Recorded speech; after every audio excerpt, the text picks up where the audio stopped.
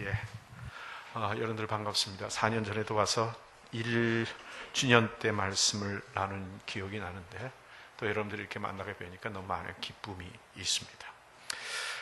저는 이민교회를 목회를 합니다. 그 이민교회가 쉽지 않다고들 합니다. 목사님들에게도 쉽지 않는 생각이 있고 성도들에도 그러리라고 생각합니다. 왜냐하면 결국 이민교회라는 것이 모진 사람들이 모여서, 성격이 모진 사람들이 모여서 이룬 교회거든요. 모진다는 게 무슨 말이냐면 먹고 살자고 고향 떠난 사람, 물 건너간 사람들끼리 모였잖아요. 그러니 얼마나 성격들이 모질겠습니까?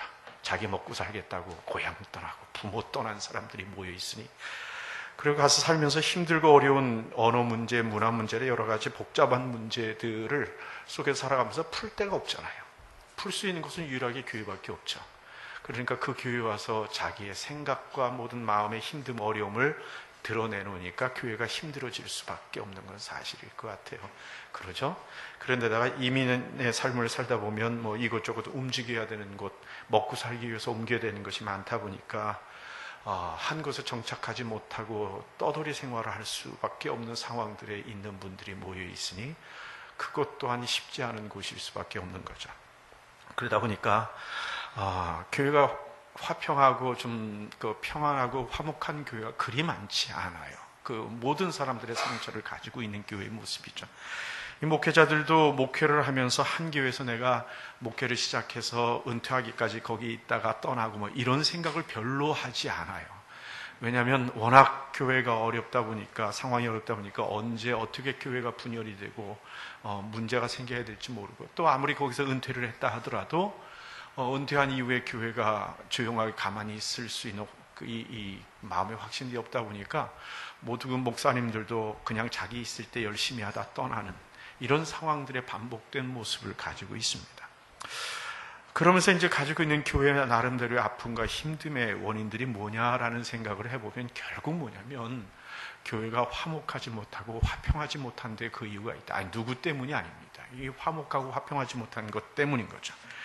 여러분들께 질문 하나 좀 드릴게요.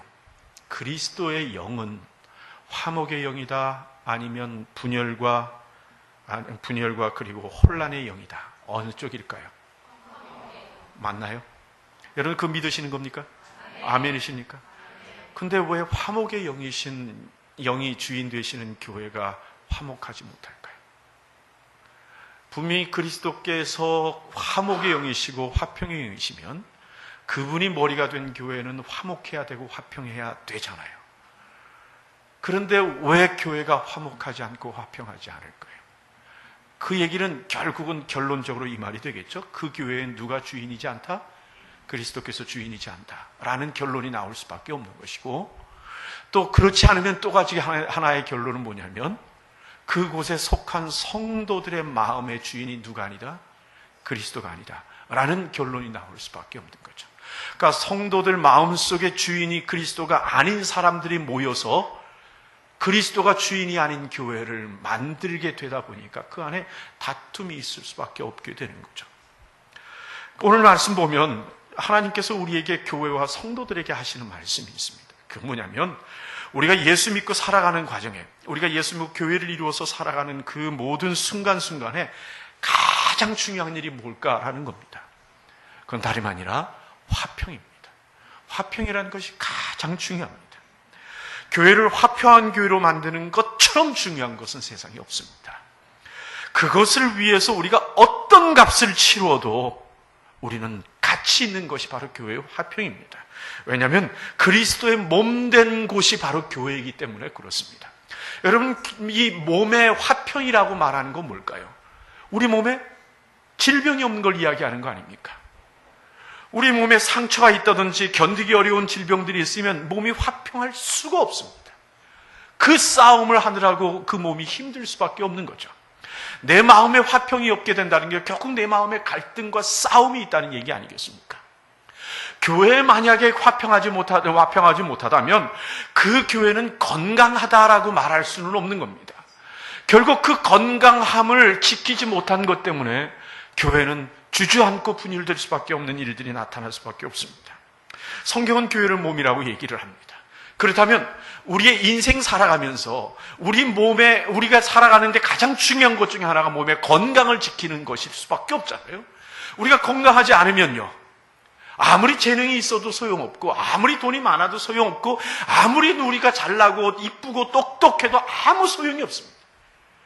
건강치 못해서 병원에 누워있는 한에 있어서야 우리의 재능과 우리의 똑똑함이나 우리의 가지고 있는 것이 무슨 의미가 있고 무슨 소용이 있겠습니까? 똑같이 교회도 동일합니다. 아무리 교회가 화려한 건물을 가지고 있고 교회가 사람들이 많을지 모르고 그 교인들이 똑똑한 사람들이 많고 그 교회가 아무리 선교를 많이 하는 것처럼 보이고 그리고 전도도 많이 하고 그리고 가지고 있는 헌금의 액수가 감히 다른 사람과 비교할 수 없을 만큼의 많은 것이 모인다 하더라도 건강하지 못한 교회라고 한다면 그것이 올바로 쓰일 수가 없거든요. 쓸 이유가 없거든요.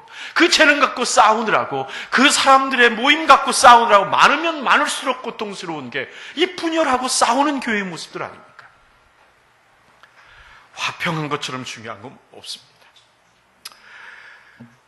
화평을 위해서는요, 돌아가도 괜찮습니다. 좀 돌아가면 어때요? 천천히 가면 어때요?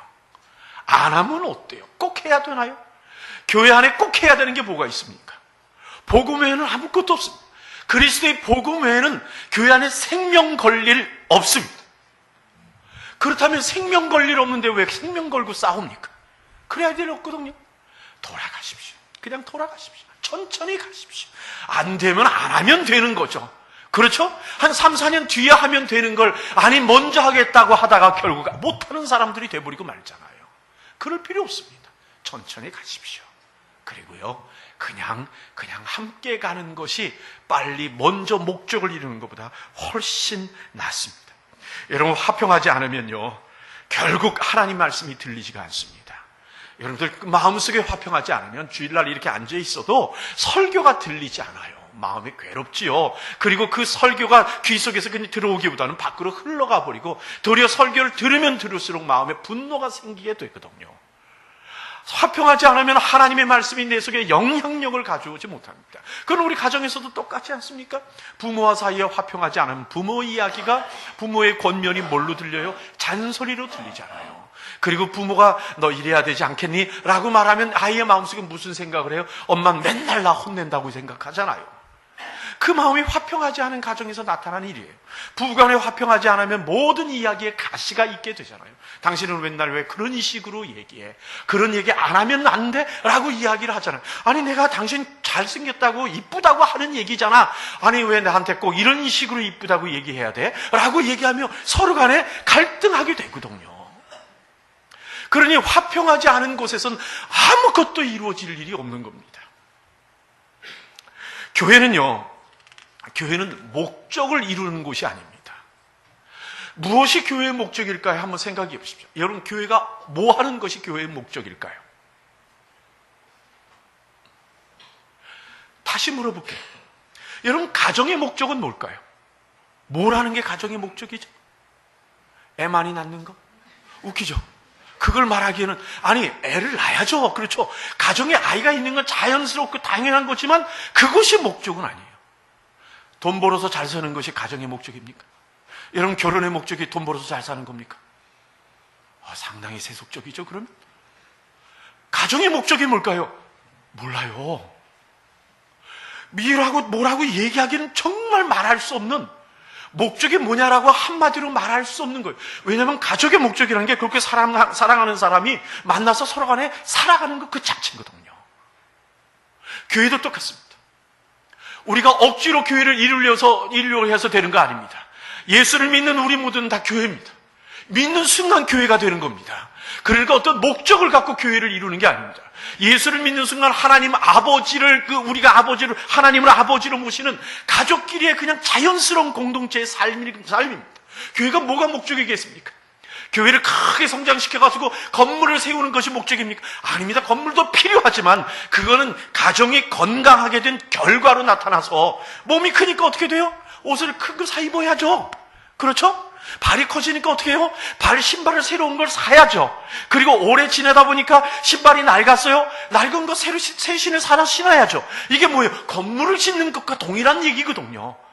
건강한 교회를 이루다 보니까 나타나는 것이 건물일 수 있고 무엇일 수 있고 교육관일 수 있고 하는 거지, 건강하지 못한 것, 다시 말하면 몸이 자라지 못하고 건강하지 못한 상황에서는 어떤 것도 다 싸움거리가 되어버리고 말고 어떤 것도 분란의 요소가 되어버리고 마는 겁니다. 여러분, 교회는 가족처럼 그냥 살아가는 곳입니다. 그 살아가는 곳에 가장 중요한 요소는 뭘까요? 화목함입니다. 화목함입니다. 화목하면 섭섭한 얘기도 넘어갑니다. 화목하면 거침없는 하나님의 말씀에 지적도 기쁨으로 아멘하고 받아들입니다. 화목하지 않으면 그 모든 것이 나한테 가시가 됩니다. 그렇다면 하나님의 말씀이 하나님의 말씀으로 살아야지라면, 하나님께서 우리 가운데 영광 가운데 계실 수 있으려면, 우리의 예배가 복되고 우리에게 예배가 하나님께 합당한 예배가 되려면 교회가 지켜야 될 한 가지가 있습니다. 그건 뭐라고요? 화평입니다. 그것이 하나님이 우리에게 말씀하시는 내용입니다. 오늘 말씀해 보니까요, 지혜라는 얘기가 나옵니다. 그런데 지혜를 거스르는 것이 있대요. 오늘 말씀해 보니까 뭐라고 표현해요? 그 지혜를 거스르는 것이 독한 시기와 다툼이라고 표현합니다. 그런데 그건 어디로부터 온 것이 아니에요? 하나님으로부터 온 것이 아닙니다. 여러분, 하나님의 교회 안에서 이루어지는 모든 일에 독한 마음이나 아니면 시기나 아니면 다툼이 껴있는 것이 있다면 그건 아무리 사역이 어떻다 하더라도 어디로부터 온 것이 아니다? 하나님으로부터 온 것이 아니다. 성경에 보니까 뭐라고 표현하냐면 그것은 화평을 목적하지 않는 것은 다 세상적이고 그리고 정욕적이고 마귀적인 것이다.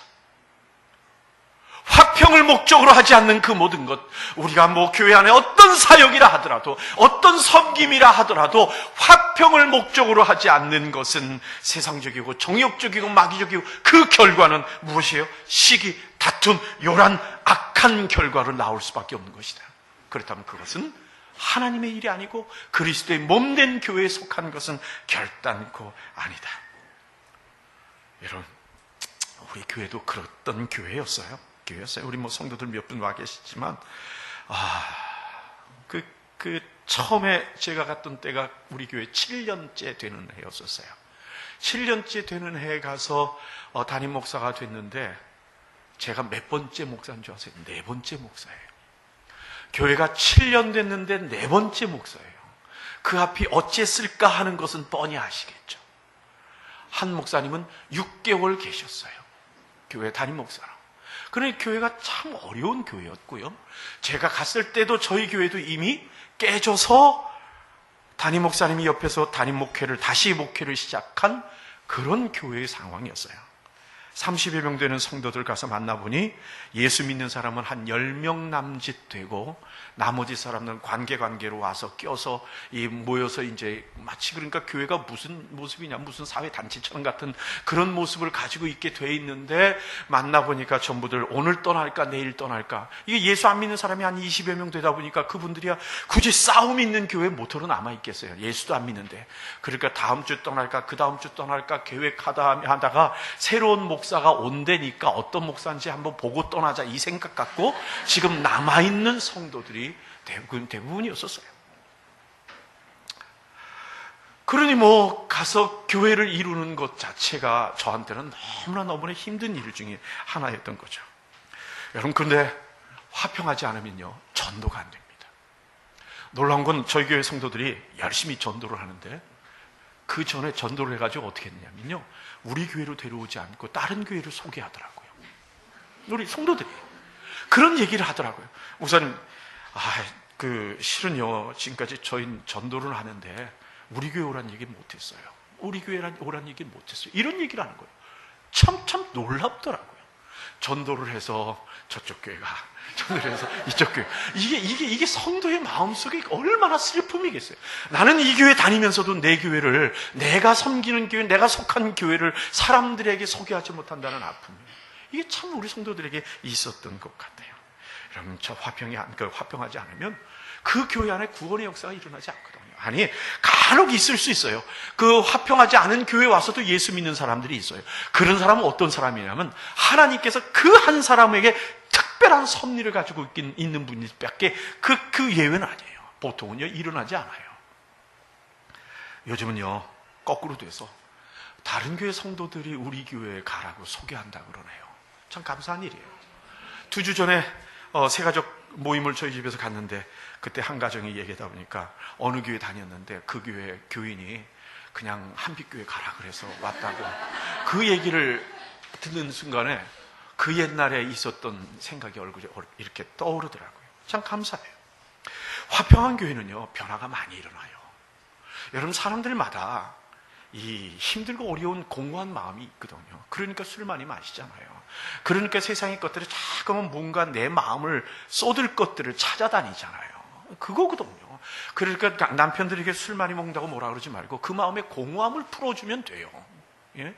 그 왜 쓸데없는 짓 많이 하느냐라고 말하기보다는 쓸데없는 짓 안 해도 될 만한 일들을 내 마음에 채워주면 그리스도로 채워지고 화평으로 채워지고 화목으로 채워지고 사랑으로 채워지면 굳이 거기 그렇게 가 있을 이유가 없거든요.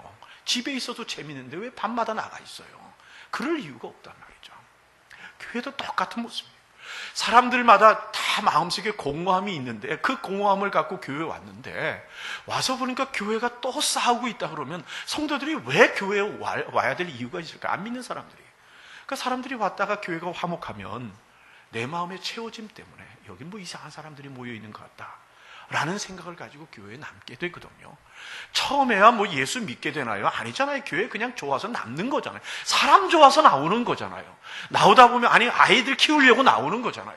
나오다 보니까 어느 순간에 말씀이 귀에 들리면서 내가 예수 믿게 되는 놀라운 기회들을 갖게 되는 거 아닌가요? 그게 교회가 가질 수 있는 모습인 것 같아요. 어느 순간에 무슨 집회가 가지고 무슨 이 변화돼서 믿는 사람들이 세상에 몇 프로나 되겠어요? 아니요. 제가 보기에는 10%도 안 돼요. 5%도 안 돼요. 나머지 90% 이상의 모든 사람들은 끌려와서 교회 안에서 교회의 모습 속에서 사랑을 느끼며 예수 믿게 되는 사람들이 다란 말이에요. 다. 그거 아닌가요? 그렇다면 화평해야 교회가 전도가 되는 겁니다. 여러분, 제자훈련이 있습니다. 목장에서 잘 돌보기도 합니다. 목사님의 설교나 주일학교에서 참 사람들을 돌보기도 하는 거 잘하기도 합니다. 그러나 그것이 교회의 성장의 요인이 되기도 하겠지만 그러나 근본적으로 이거 하나 안 되면 모든 게 다 무너져 버립니다. 뭐요? 성도들 간의 화평입니다. 저도 우리 교회 성장을 가만히 돌아보면 여러 가지 성장했던 요인들의 이유가 있겠지만 그러나 누가 저한테 목사님 한빛교회가 성장한 가장 큰 이유가 뭐라고 생각하십니까? 그럼 저는 두말하지 않고 하는 얘기가 좋은 성도들 만나서 그렇습니다 라고 얘기합니다. 성도들 때문에 성장합니다라고 얘기합니다. 왜요? 성도들이 화평을 지켜주는 은혜를 우리 교회 안에서 나누고 있거든요. 그것이 교회가 지켜줄 수 있는 방법입니다. 여러분, 문제 안 일어나는 교회 없어요. 그렇지 않나요? 세상에 각자의 성격을 가지고 다양한 그 삶의 이 경험들을 가지고 와서 앉아 있는데 문제가 안 생긴다는 건 그건 불가능한 거예요. 문제 안 생기면 뭐예요? 어디예요? 무덤이잖아요, 그건.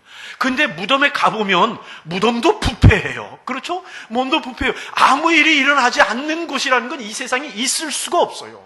교회 안에도 다툼이 있을 수밖에 없고 서로 간에 갈등이 있을 수밖에 없는데 문제는 뭐냐면 그 갈등과 다툼을 성도들이 소화하고 흡수해 가느냐 아니면 그것이 밖으로 튀어나와서 성도 간에 서로 문제로 커가느냐 하는 문제가 큰 거죠. 그게 초점인 거죠. 큰 교회일수록 사건이 많은 거 아시죠?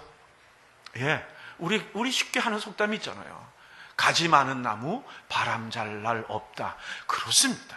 가지 많은 나무는 바람 잘 날이 없어요. 그런데 건강한 교회는 그것을 흡수하는 교회죠. 여러분, 아이가 성장할 때 건강한 아이는 활동력이 많아져요. 활동력이 많아진다는 얘기는 곧바로 무슨 위험성을 갖고 있다는 얘기예요. 여기저기 찢어지고 다치고 넘어지고 수많은 그 활동력에 의해서 그 온몸에 문제가 일어날 수밖에 없거든요. 그 문제가 일어날 때마다 이게 번져가지고 덧나가지고 손 하나 잘라야 되고 그 다음에 넘어졌더니 무릎 하나 잘라야 되고 이렇게 시작하면 이건 문제가 복잡해지는 문제입니다.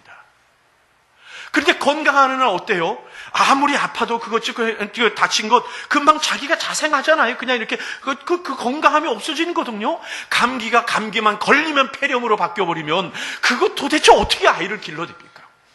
건강한 아이는 감기가 들어도 그 문제를 그냥 그 스스로가 한 두 주면 없애지잖아요. 약 먹으면 보름이면 낫죠? 그 다음에 안 먹어도 두 주면 낫잖아요. 그러니까 이런 식의 것으로 온 몸이 그게 해결돼 가야 그것이 그 몸의 건강함이라는 의미를 갖게 되는 거란 말입니다. 우리 교회 성도들에게 제가 감사하는 게 그거예요. 문제가 일어나죠. 곳곳에 일어나고 성도들과 갈등이 왜 없겠어요. 근데 그게 중앙으로 나오지를 않아요. 사람들마다 생기면 마음의 성격을 갖고 얘기하는 사람이 왜 없겠어요. 누가 싫어, 좋아, 이렇게 얘기하면서 아무개 권사 왜 그런데, 집사 왜 그런데 이런 얘기를 할 수 있겠죠. 근데 그것이 한두 번 가다가 끝나야지. 그것이 서너 번, 대여섯 번으로 가서 교회의 문제로 바뀌면 이건 교회는 건강하지 못한 거거든요. 그냥 속풀이 하다 끝나는 거예요. 속풀이 하다 끝나는 거예요. 어느 선에선가 그냥 희지부지 없어져 버리는 그 교회가 건강한 교회일 수밖에 없는 겁니다. 저도요, 목회를 한 올해가 20회 되는 해입니다. 20년 됐는데, 지나보니까요, 참 저도 젊었을 때 실수를 많이 했던 것 같아요. 요즘은 잘 흥분 안 합니다. 이제 나이가 들어서 그런 거니 이제 잘 흥분도 안 하고 별로 성도들 문제에 대해서 책망도 안 하고 그래요. 그렇겠죠. 힘들겠네. 어렵겠네. 이러고 넘어가는데 그냥 그럴 수 있는 문제로 넘어가지 않고 예전엔 참 그런 것들을 하나하나가 너무너무 이렇게 마음에 걸려서 그것에 대해서 이렇게 반응을 보였던 것 같아요. 요즘 우리 부교육자들에게 앞으로 목회에 대한 이야기를 하면서 제일 많이 하는 얘기가 뭐냐면 성도와 싸우지 마라. 성도와 싸우지 마라. 절대 성도와 싸우지 마라. 성도와 싸우면 절대 나한테 불이익하다. 목사는 싸워야 되는 사람이 아니다. 라고 이제 그런 얘기들을 합니다. 예전에는 그러지 않고 옳고 그름이 나한테 너무 중요했거든요. 아니 이게 옳은 걸 왜 틀렸다고 말하느냐. 아니 그 틀린 것을 가만 놔두면 교회가 앞으로 어떻게 되리라고. 교회가 그리스도 안에서 정말 정의롭고 그리고 교회가 그리스도 안에서 옳은 의를 찾아가야 될 거 아니냐. 이런 생각이 머릿속에 참 많았거든요. 근데 아니더라고요. 그 회의 시간에 엉뚱한 얘기를 하는 분 보면 속에서부터 의로운 마음이 생겨서 뭔가를 이야기를 하잖아요. 그러면 그것 때문에 회의가 복잡해지잖아요. 그리고 나중에 가서 보면 성도들은요, 내 편 안 들어줘요. 아니, 내가 옳은데 왜 나를 뭐라 그러죠? 그래서 그때는 또 섭섭해서 뭐라고 생각했냐면, 맞아, 목사는 외로워, 성도는 성도 편이야. 이렇게 생각을 했었어요. 근데 가만히 보니까 교회는 화목의 편이에요. 옳고 그름을 따지는 것에 누가 옳으냐 편이 아니에요. 교회는 그게 따져줘서는 안 되거든요. 여러분 가정에서 생각해 보십시오. 부모와 자녀 사이에 맨날 옳고 그름을 따지는 가정 정말 피곤하지 않겠어요? 부부 사이에 그 남편과 아내가 서로가 옳고 그름을 당신 분명히 해. 이거 틀렸잖아. 틀렸으면 틀렸다고 인정해야지. 왜 자꾸만 그러는 거야? 라고 따지기 시작하면 가정에 들어가고 싶은 마음이 안 생기잖아요. 가정에서는 옳고 그름을 어떻게 해결하세요? 시간 속에 덮어버리잖아요. 그러죠? 사람과 살다 보면요, 부부 사이에도 안 좋은 사건들이 많아요. 안 좋은 사건들을 아내들 보고 남편에게 섭섭한 얘기 고르라 그러면 책으로 한 질이 나오죠. 그런데 이것을 모아놓으면 이혼해요. 더 살지 못해요. 근데 우리가 살아가는 이유가 뭘까요? 안 좋은 거 사이에 좋은 게 조금씩 있는 것 같고, 그래도 조금 그 남편 괜찮아, 사람이 견딜만해. 이거 갖고 살아가는 거 아닌가요? 그러니까 이것 때문에 살아가는 것처럼 교회 안에서도 똑같은 문제예요. 안 좋은 걸 모아놓으면요, 있을 교회가 아니에요. 목사님 정말 목사가 아니에요, 그 사람은. 근데 가만히 지나다 보니까 목사님도 순진한 부분도 있고 실수가 있다 하더라도 목사님 참 열정적이고 이런 부분이 있어서 우리가 서로 간에 화목하게 살아가는 삶을 사는 거거든요. 이게 교회가 살아가는 길이란 말이죠. 저 스스로도 나중에 알았어요. 아, 교회는 화목을 위한 것이지 옳고 그름을 찾아내는 곳이 아니다라는 마음의 생각을 갖게 된 거죠. 여러분, 이 계시록의 2장에 보면 에베소 교회 이야기가 나와요. 에베소 교회가요, 하나님 앞에 얼마나 충성을 다했는지 몰라요. 거기 보니까 내 수고를 내가 아노니 너희가 나를 위해서 견디고 그 고통을 겪고 그리고 악한 것을 이런 얘기를 칭찬을 참 많이 하세요. 그리고 딱 하나 책망하세요. 뭐 책망하시죠? 옛사랑을, 처음 사랑을 잃었다라고 얘기합니다. 그 처음 사랑을 우리가 오해하지 마십시오. 그게 그리스도를 향한 사랑이 아닙니다. 성도들 간의 사랑입니다. 처음에 예수 그리스도 안에서 화목할 때 너희끼리의 그 사랑을 잃어버린 겁니다. 아니요, 왜 그걸 그렇게 생각하냐고요? 예수님은 계속해서 에베소 교회가 얼마나 믿음이 좋고 에베소 성도들이 얼마나 예수를 사랑하고 하는 것을 칭찬하시잖아요. 너희가 나를 위하여, 내 이름을 위하여 너희가 견디고 수고했던 것을 내가 안다라고 말하잖아요. 그렇다면 그 당시에 그 사람들이 예수를 향한 사랑에 대해서는 예수님도 인정하시는 거란 말이에요.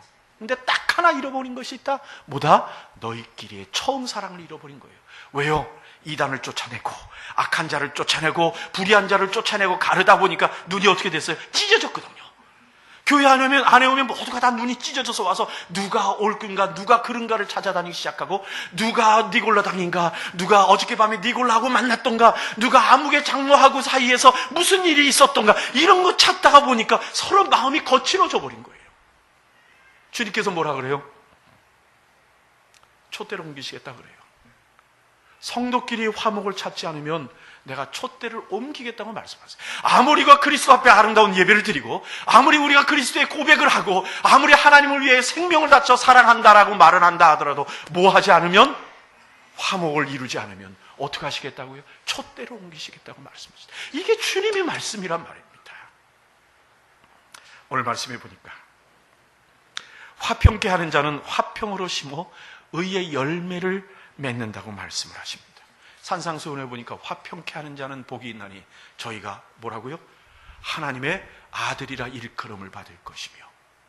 그렇다면 하나님의 아들이라 일컬음을 받는 사람들은, 더 줄여서 하나님의 자녀들은 뭘 심어야 한다? 화평을 심어야 한다.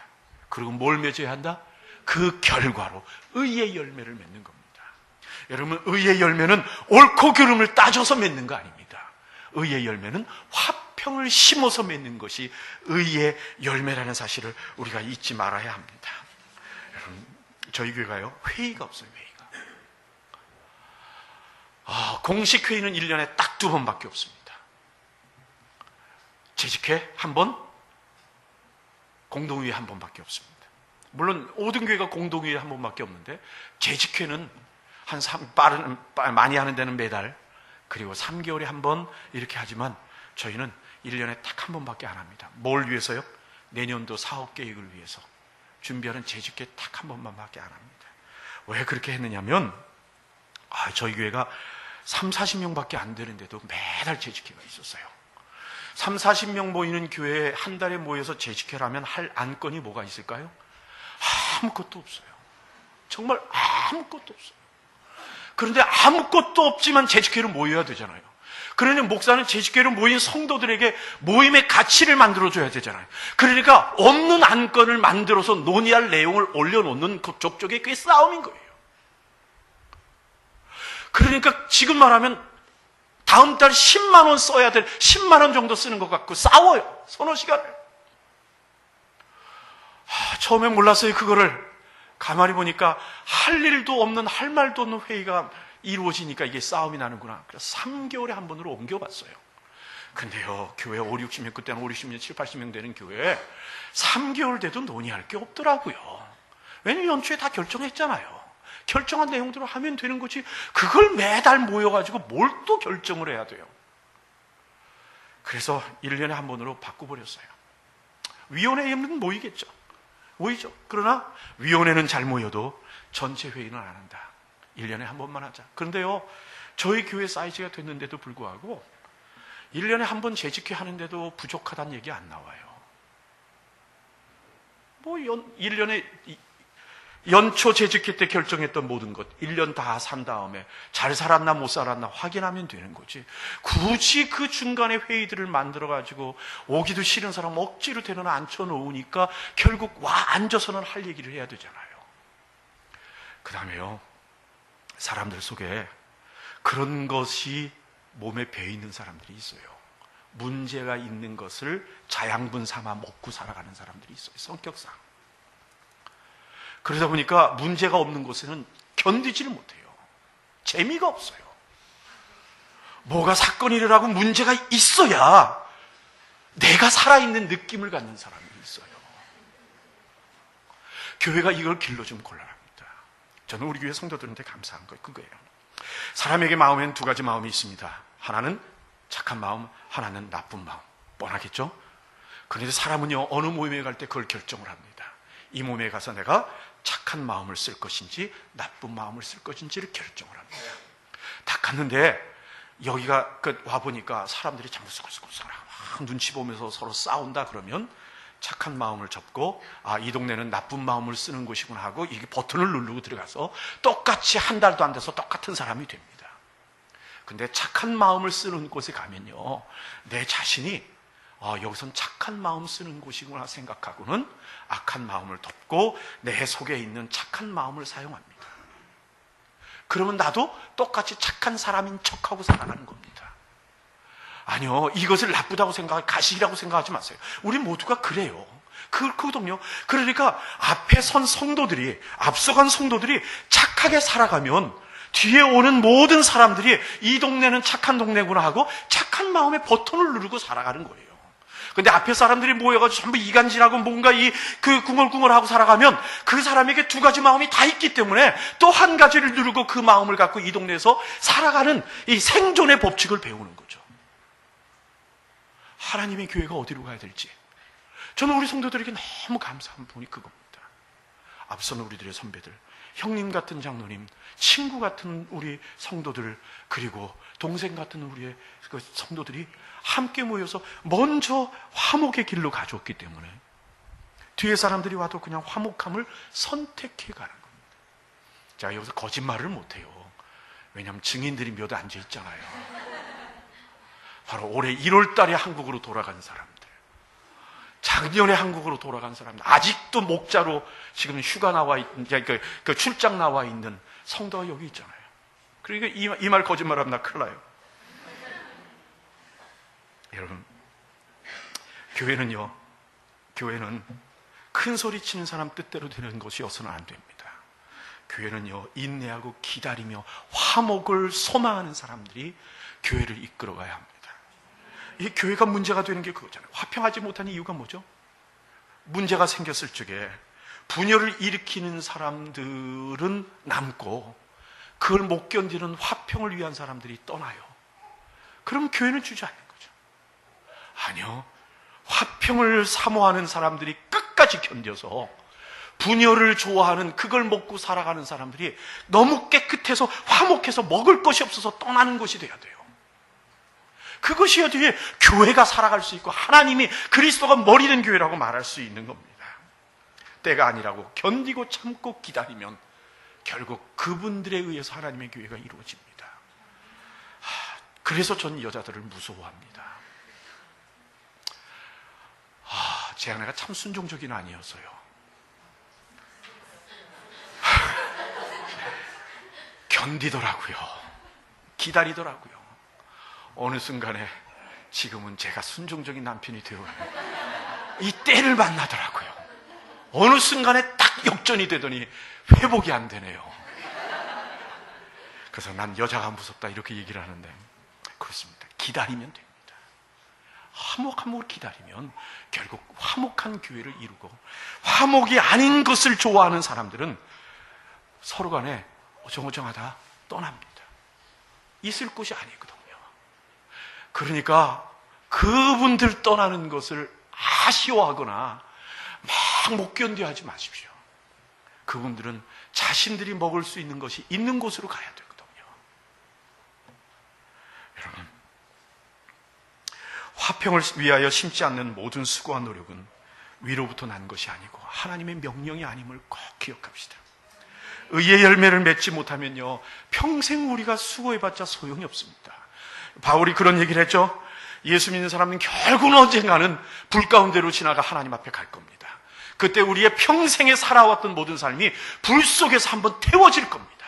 태워지고 난 나머지가 하나님 앞에 들고 갈 우리의 뭐라고요? 하나님 앞에서의 의로운 열매입니다.